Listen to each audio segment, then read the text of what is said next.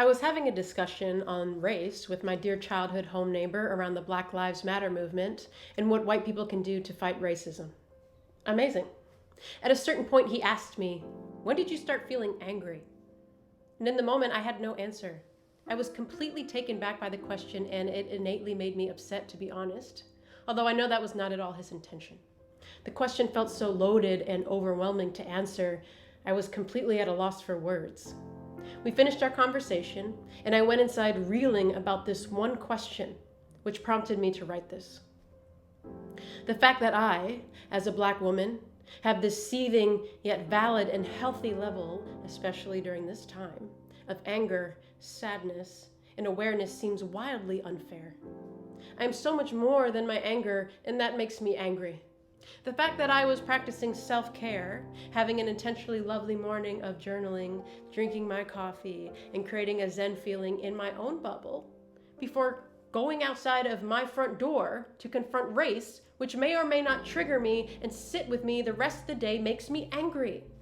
The fact of the matter is, ever since I could comprehend that I was Black, and Black people have forever been treated unfairly in this country and everywhere, makes me angry. I have had a beautiful and loving upbringing around family, friends, and neighbors of all races. I was privileged to be exposed to so many beautiful opportunities and experiences that this life has to offer. I am also highly aware that so many do not have this privilege. The fact that white people can have these discussions, which are completely needed and necessary, and then go back inside to their families without reeling in trauma surrounding systemic racism because they will never have to know what that's like, yet I cannot, makes me angry. The fact that my people are dying at insanely higher rates due to COVID-19 because of systemic racism, lack of resources, and poor healthcare makes me angry. Too many Black neighborhoods, which are purposefully positioned and pushed into certain areas because of redlining, do not even have a sufficient grocery store. If all you have access to is the food at your local corner store, yes, you will develop diabetes, hypertension, obesity, high blood pressure, and several other health issues. Not to mention the diseases that can develop from stress and anxiety alone, and in the eyes of COVID, pre-existing conditions. I'm angry because so many of us do not own anything to be able to set up the next generation because many banks make it virtually impossible for Black people to get what they need to build. Oh, well, they need to educate, they say. There's a lack of education, they say. Well, where's the funding? The schools to prison pipeline for Black people is a real thing. The prison system is modern day slavery, and if you cannot see that, that makes me angry. Marijuana is now legal in several states, yet thousands of people are incarcerated for marijuana possession, some for life, along with other misdemeanors, and in many cases stuck because they cannot afford bail. It is a huge circus ring that goes around and around, that morphs, shifts, adds new tricks to cover up, but really never goes away. Why are all the streets named Malcolm X Boulevard and Martin Luther King Boulevard in some of the most poorly funded parts of the country?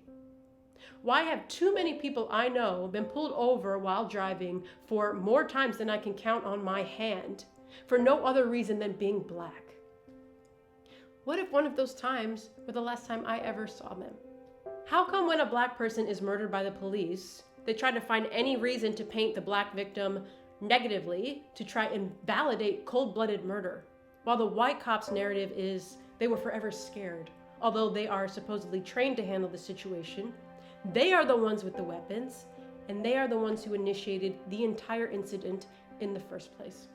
It makes me angry that people who are supposed to protect us are never held accountable for their actions. Images of Black people being murdered are never blurred or considered too touchy for public viewing on purpose, because this country perpetuates the Black body as less than, and that makes me angry. We are constantly force-fed traumatic and negative images of Black people in the media in order to perpetuate stereotypes and thus keep us in our place in America.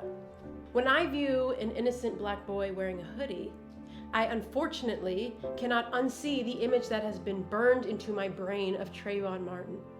God Almighty, please show me a child on this earth who doesn't love Skittles. That makes me angry. How many TV shows and movies display healthy and thriving Black families and Black storylines? They just canceled Cops. Too many TV procedural shows replay Black stereotypes over and over, and people continue to watch. This is how people who don't have exposure to us view us, and this is not who we are. That makes me angry. This country and the world loves and profits off Black culture and Black invention. They steal it, they water it down to make it mainstream, yet we see no profit or recognition for our ideas. It is in fact erased from history. We see it happen over and over again. That makes me angry.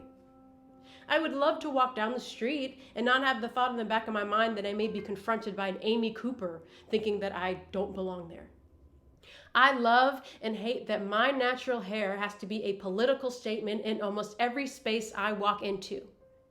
I never asked for that. I'm angry that people automatically hate and are scared of things they don't understand. I'm angry at our current administration for gaslighting racism and hate. The system was never built for Black people, but this is embarrassing. I'm angry that people may view me after expressing my truth as the stereotypical trope of the angry Black woman. I'm tired of filtering my words because I've been conditioned by society to be polite and never upset anyone at the expense of my well-being and my mental health. I pose the question to white people. When did you start feeling angry? What is it about the events that have occurred these past few months specifically that made you finally decide to wake up? Because the fact of the matter is, none of these issues are new. So, welcome. And if you don't feel angry, I would need to ask you why, although the answer may seem obvious. We need to confront the truths of this nation and stop covering them with band-aids. There are so many isms that invisibly linger in the air like dust. Although you may not see them, they're always there.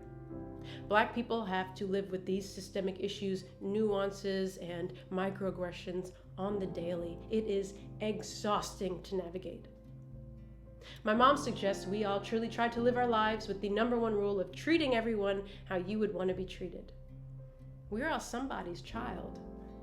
Be that beacon of light and love that causes true human connection and validation on this earth. Seems simple enough, right? Step out of your comfort bubble and see how other people live. Immerse yourself in another culture. Volunteer in a different community of people who need help and listen to their stories in a real way. Look around your workplace and identify how you can diversify and integrate. Are there any intern positions you could offer to some young and talented Black students to give them a healthy start to a promising future? Doors and opportunities for others you could open? Is there a group or a program you could start at your children's school where all the families could get to know each other better through different fun activities? Use your imagination and get creative. All of this with actions that you may be more familiar with, like talking to your family about the realities of racism and white privilege, reading educational materials, calling and emailing local representatives, protesting, etc. If you choose to open and expand your worldview, because yes, it is a choice to see or not, you will hopefully begin to view things in a new light. These are just a few suggestions I have to try and stir some thought. I don't have the answers. I am a loving Black woman doing my best to survive and lead a happily creative life inside this beautiful Black body. I have strived to be that beacon of love and light that my mom spoke of to all I meet. And I will continue to do so. But right now, I'm angry. And that's okay.